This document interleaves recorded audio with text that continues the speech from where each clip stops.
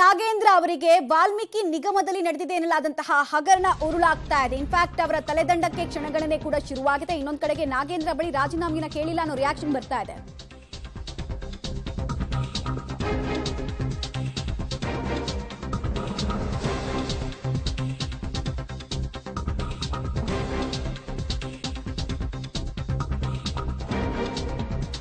ನಾಗೇಂದ್ರ ಬಳಿ ರಾಜೀನಾಮೆಯನ್ನ ಕೇಳಿಲ್ಲ ಅಂತ ಮುಖ್ಯಮಂತ್ರಿಗಳು ಈಗ ರಿಯಾಕ್ಷನ್ ಕೊಡ್ತಾ ಇದ್ದಾರೆ. ಮುಖ್ಯಮಂತ್ರಿಗಳು ಸ್ಪಷ್ಟನೆಯನ್ನ ಕೊಡ್ತಾ ಇದ್ದಾರೆ. ನಾಗೇಂದ್ರ ಅವರು ರಾಜೀನಾಮೆಯನ್ನ ಮಧ್ಯಾಹ್ನದಷ್ಟೊತ್ತಿಗೆ ಕೊಡ್ತಾರೆ ಅಂತ ವದಂತಿ ಹಬ್ಬಿತ್ತಲ್ಲ, ಅದಕ್ಕೆ ಕ್ಲಾರಿಫಿಕೇಶನ್ ಕೊಡ್ತಾ ಇದ್ದಾರೆ. ಕರೆಕ್ಟ್ ಮಾತಾಡಿದ ತಕ್ಷಣ ರಾಜೀನಾಮೆ ಕೇಳಿದೆ ಅಂತಲ್ಲ, ತನಿಖೆ ಆಗ್ಲಿ, ವರದಿ ಬರ್ಲಿ, ನೋಡೋಣ ಅಂತ ಸಿಎಂ ಹೇಳಿದ್ದಾರೆ.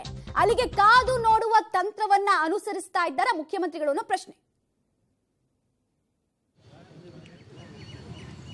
ಇಡೀ ರಾಜ್ಯಾದ್ಯಂತ ಅವರ ಪುಣ್ಯತಿಥಿಯನ್ನು ಅವರನ್ನು ಸ್ಮರಿಸಿಕೊಳ್ಳೋದ್ರ ಮೂಲಕ ಆಚರಣೆ ಮಾಡ್ತಾರೆ. ದೇವರಾಜ ಅರಸರವರು ಒಬ್ಬ ಜಾತ್ಯತೀತ ವ್ಯಕ್ತಿ, ಸಾಮಾಜಿಕ ನ್ಯಾಯದ ಅಧಿಕಾರ. ಅವರು ಮುಖ್ಯಮಂತ್ರಿಯಾಗಿದ್ದಾಗ ಅನೇಕ ಜನಪರ ಯೋಜನೆಗಳನ್ನು ಜಾರಿಗೆ ತಗೊಬಂದರು. ಸಮಾಜದಲ್ಲಿರ್ತಕ್ಕಂಥ ತಳವರ್ಗದ ಜನರನ್ನ ಮುಖ್ಯಮಂತ್ರಿ ಸಿದ್ದರಾಮಯ್ಯ ಅವರ ಪ್ರತಿಕ್ರಿಯೆ ಬಗ್ಗೆ ನಾವು ಡೀಟೇಲ್ಸ್ ಕೊಡ್ತಾ ಇದ್ವಿ.